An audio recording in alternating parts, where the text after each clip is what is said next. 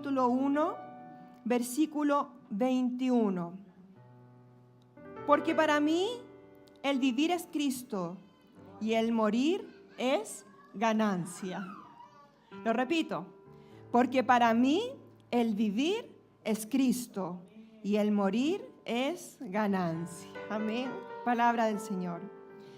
Aquí está hablando Pablo, el apóstol, con un nivel de persuasión por la palabra, de entendimiento por el Espíritu, que puede llegar a decir que para mí el vivir tiene sentido si es en Cristo. Pero ¿cuánto más morir es ganancia para mí? Porque si vivo lo hago para Él, pero si muero me voy con Él a disfrutar de la esperanza que Él ha prometido a sus hijos, esa morada eterna, que todos aquellos que hemos abrazado la fe en el Señor tenemos seguro en el reino de los cielos. Ahora, ¿cómo podemos llegar a decir esto no solo de labios, sino que convencidos y, como usa la palabra, persuadidos, con la certeza de que para mí el morir es Cristo y el vivir también lo es? Morir es ganancia. Pablo tuvo que ser formado por el Espíritu de Dios para alcanzar este nivel de convicción. Porque muchos decimos, para mí el vivir es Cristo, pero cuando enfrentamos la muerte, no me quiero morir. Para mí el vivir es lo natural, no es ganancia en el fondo.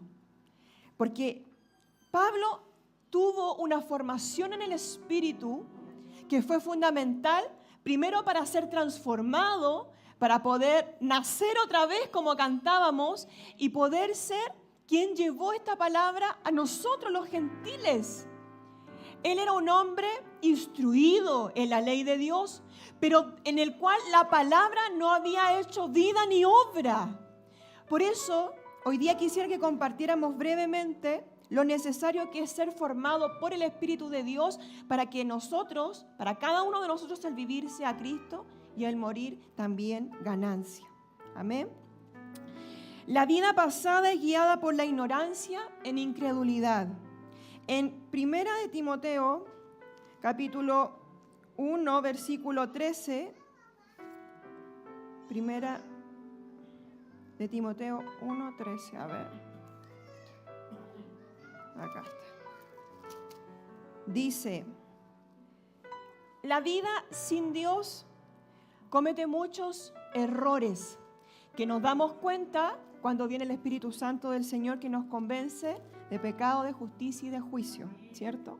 Dice esta porción, habiendo yo sido antes blasfemo, perseguidor e injuriador, mas fui recibido a misericordia porque lo hice por ignorancia, en incredulidad.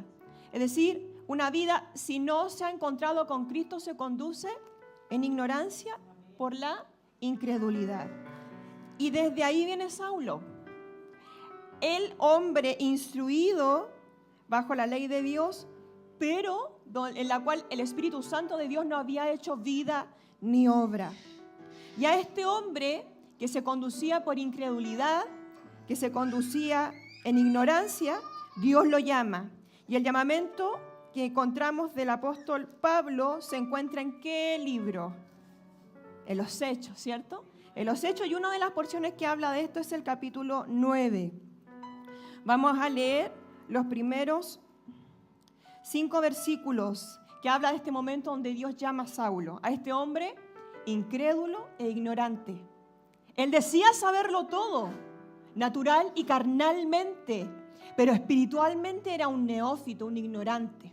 Amén. Y dice así, Saulo, respirando aún amenazas de muerte contra los discípulos del Señor, porque él era justo en su propia justicia.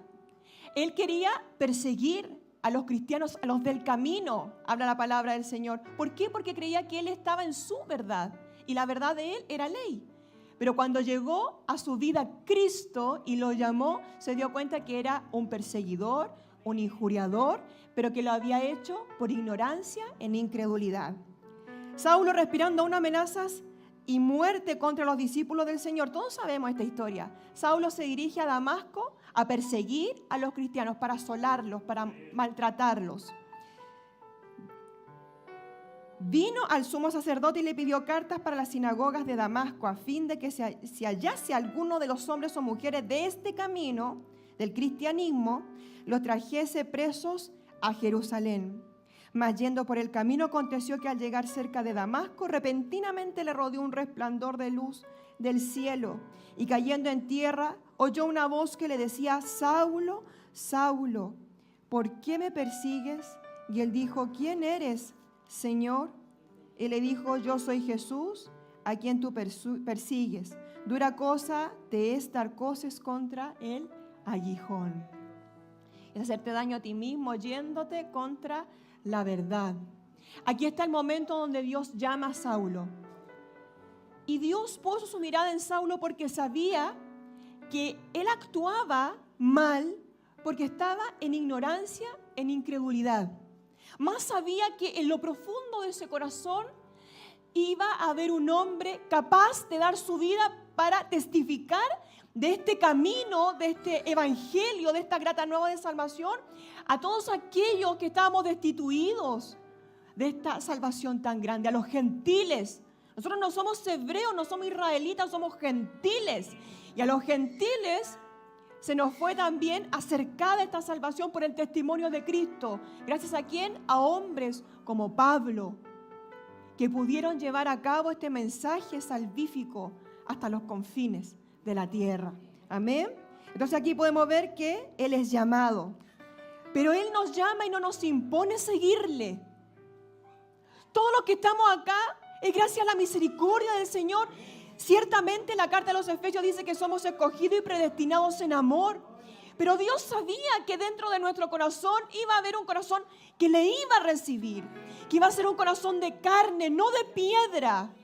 Que se iba a rendir ante el poder, ante el maravilloso Dios que nos ha rescatado y salvado. Y dice el versículo 6, él temblando y temeroso, hablando de Pablo, dijo: Señor, ¿qué quieres que yo haga? De inmediato este hombre que perseguía a los cristianos pasó a adoptar a Jesucristo como su Señor. Se rindió a Él y le dice: ¿qué quieres que yo haga? Y el Señor le dijo: levántate y entra en la ciudad y se te dirá lo que debes hacer. Una vida que es llamada por Cristo también tiene el cariñoso llamado a obedecer a esta verdad que nos hace bien. Amén. Él podría haber dicho: eres Jesús, no te quiero seguir. Pero conocerle, el verle, el contemplarle, lo hizo darse cuenta de la majestad de este Cristo y de rendir su vida a Él.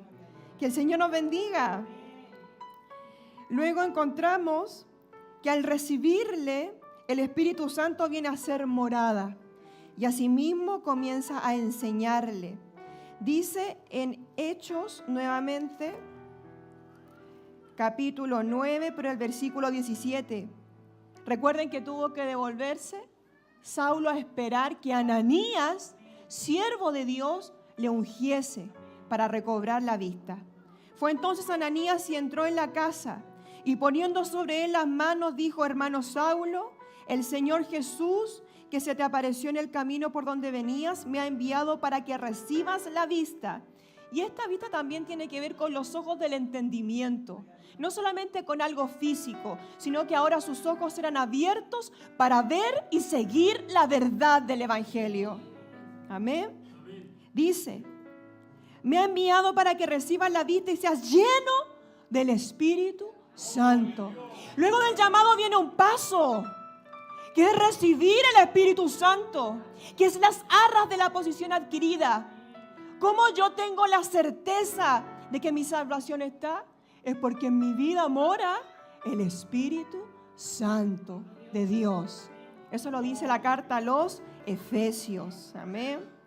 En Gálatas 1, del 15 al 19, dice que el Espíritu Santo, que ahora moraba en él, le comenzó a enseñar. Él no llegó, recibió el mandamiento y se fue a hacer la comisión. Él se preparó y el que le instruyó fue el Espíritu Santo. Yo no puedo tan solo llegar a querer pertenecer a esta nueva vida que Dios me ha invitado por el sacrificio de su Hijo y yo guiarme por mi propia cuenta, por mi intuición o por lo que observé.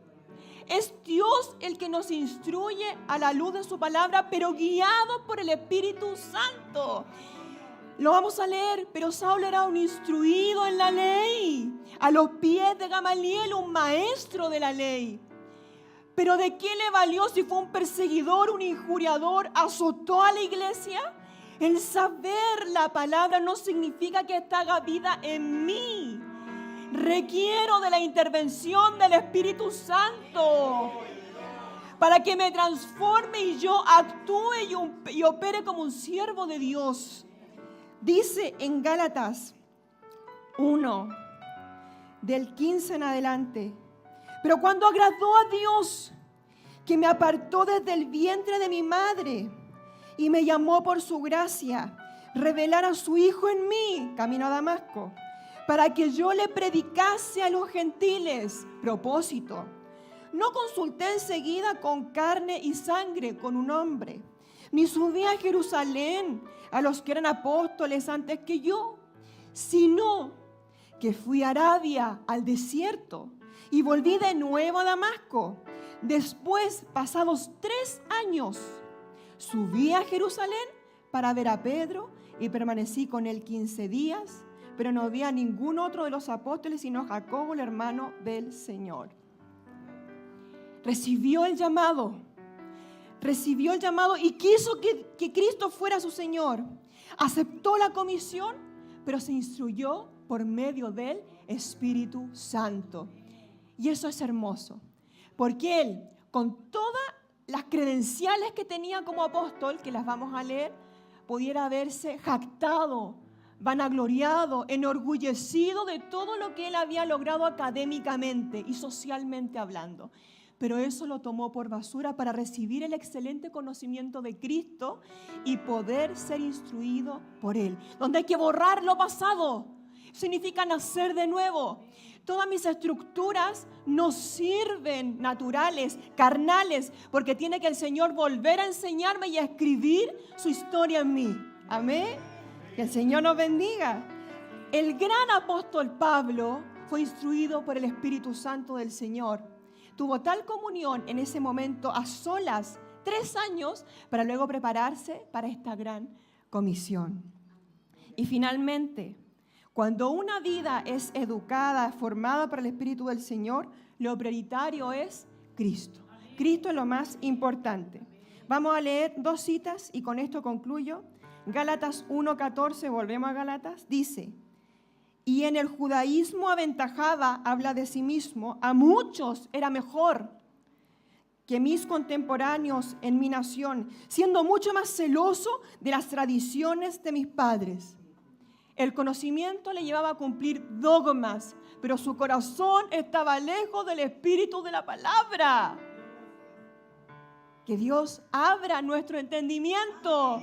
Que busca Dios más que el cumplimiento de estructuras, es que nosotros le entreguemos el corazón y Él venga a morar y a gobernar nuestra vida. Y dice finalmente en Filipenses 3, del 3 al 7, preciosa porción. Él dice: no tengo confianza en la carne. Y acá dice sus credenciales. Aunque yo tengo también de qué confiar en la carne. Eso quiere decir, yo tengo méritos para jactarme de lo que he alcanzado, humanamente hablando. Aquí dice: si alguno piensa que tiene de qué confiar en la carne, yo más. Circuncidado al 8º día, del linaje de Israel, de la tribu de Benjamín, hebreo de hebreos. En cuanto a la ley, fariseo. En cuanto a celo, perseguidor de la iglesia. En cuanto a la justicia que es en la ley, irreprensible. De acuerdo a los dogmas, no había nada que se le pudiera reprender a él porque todo lo cumplía. Pero cuántas cosas, y mire, ponga atención en esto, pero cuántas cosas eran para mí ganancia. Todas estas credenciales carnales que les acabo de nombrar, las he estimado como pérdida por amor de Cristo. ¿Qué es lo importante? Nacer otra vez como cantamos. Y bendito Dios que guía este tiempo y el mensaje de su palabra. Dios requiere de una iglesia, de su iglesia, que haya nacido de nuevo. Es importantísimo conocer esta verdad, pero esta verdad tiene que ser iluminada en mí por medio del Espíritu Santo. Si el Espíritu Santo no está en mí, seré un Saulo más. Me sabré la Biblia de memoria, pero de transformación, de regeneración, de vida nueva, de salvación, nada. Si hay que condenar, seré la primera. Si hay que injuriar, seré la primera. Si hay que condenar, seré la primera. Las obras carnales se manifestarán en mí, aunque conozca toda la palabra. Si esta no la he leído, como un libro que habla, como un libro que vivifica, como un libro que transforma. Mire la experiencia de Saulo. Méritos tenía de sobra en lo carnal. Se sabía el Antiguo Testamento de memoria. Pero ¿de qué le valió si fue alguien que persiguió a los de la fe? Persiguió al mismo Cristo. Porque la iglesia es Cristo acá en la tierra. Pasamos a ser nosotros miembros de este cuerpo santo que es el de Cristo. Necesitamos que el Espíritu Santo nos forme cada día. ¿Y habrá un tiempo de caducidad para esta formación? No. Todos los días de mi vida tengo la oportunidad de dar un paso más. Dice Pablo, de proseguir, dar un paso más en fe para alcanzar aquello por lo cual yo fui asido. Fui tomado y asido para vivir en este santo conocimiento, para que su palabra no sea algo lejano, algo visto como bonito, algo admirable, no, para que esta vida sea mi vida. Para que estas promesas estén en mí. Para que el poder de Dios se manifieste en mí. La vida de la iglesia es una vida espiritual, donde el fruto del Espíritu se manifiesta, pero también los dones del Espíritu. Deben estar en nosotros los dones del Espíritu. Que Dios nos bendiga. Dice que la iglesia, cuando es espiritual y es instruida, vive en el Espíritu. Está la palabra de sabiduría, la palabra de ciencia, está la fe, los dones de sanidades, milagros, profecía, discernimiento de espíritus, diversos géneros de lengua e interpretación de lenguas. Tenemos que ser esta iglesia, porque esta es la iglesia que se va con Cristo. La iglesia que es formada y que vive por el Espíritu Santo de Dios. Muchos hablan del Espíritu, muchos hablan de la nueva vida, de la regeneración, de la salvación, pero desde la vereda del frente. ¿Por qué no lo han vivido, no lo han alcanzado? Yo no quiero ser alguien que hable lo que no vive. Yo quiero vivir cada día con la vida que Dios me da, esta vida nueva, abundante, llena de promesas, de bendición, donde la sanidad, el milagro, no es algo que ocurrió de repente, no, es la vida de la iglesia, donde hay oportunidad para aquel que injuriaba, para aquel que asolaba. No se le cierra la puerta a nadie, ni nadie es mayor, porque aquí el que reina es Cristo, y el que nos forma es su Espíritu Santo. Amén. Que el Señor nos bendiga. Amén. Entonces, concluyamos esta porción de hoy citando una vez más el versículo que comenzábamos, Filipenses 1:21. Porque para mí el vivir es Cristo y el morir es ganancia. ¿Será así? Así será. Porque esta es la iglesia que Dios viene a buscar. Amén. Demos gracias al Señor por esta primera porción. Gracias por tu palabra, Dios mío. Gracias, Señor, por tu palabra. Cuán hermoso es tu Espíritu Santo, Señor, que ha venido a ser vida, morada, que me ha resucitado, teniendo yo previamente una vida en tinieblas, destituida de la gloria de Dios, lejana a tus promesas, a tu amor. Pero gracias a Cristo hemos sido hechos cercanos. Hoy día hemos sido constituidos hijos de Dios. Viene tu Espíritu a morar en nuestra vida y trae, Señor, ese consuelo, esa fortaleza, esa ayuda, ese sustento, ese conocimiento de ti, amado Dios, que no es posible de manera natural, más que con tu obra espiritual en nuestra vida, donde las cosas viejas de verdad que pasan, donde esa naturaleza carnal de verdad que se muere y donde viene a vivir y hacer realidad, vida en mi vida, la naturaleza espiritual que tanto bien hace a mi vida. Gracias por tu palabra, amamos tu palabra. Gracias por darnos a entender esta verdad. Porque tú, Señor, te plació darnos a manifestar esta verdad a nosotros, a los que tenemos hambre de conocer esta verdad. No necesitas grandes capacidades humanas, sino que requieres de un corazón que te busque, que te anhele, que te ame.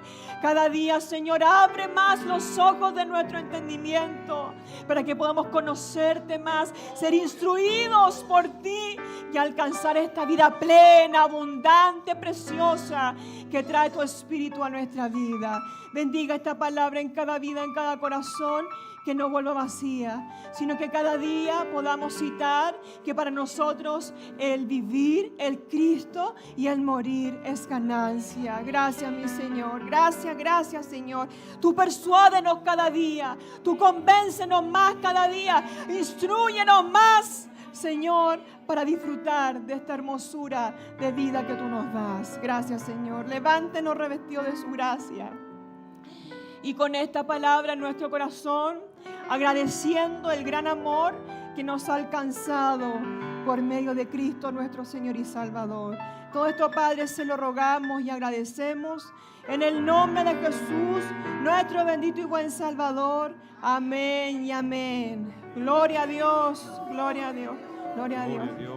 Amemos este tiempo de instrucción. Gracias, que es el Espíritu Santo el que nos educa y nos enseña. Si no estuviera Él, nada entenderíamos ni nada creeríamos. Pero porque el Espíritu está aquí, está en usted, Él nos educa y nos convence de vivir y disfrutar de esta hermosa verdad. Amén.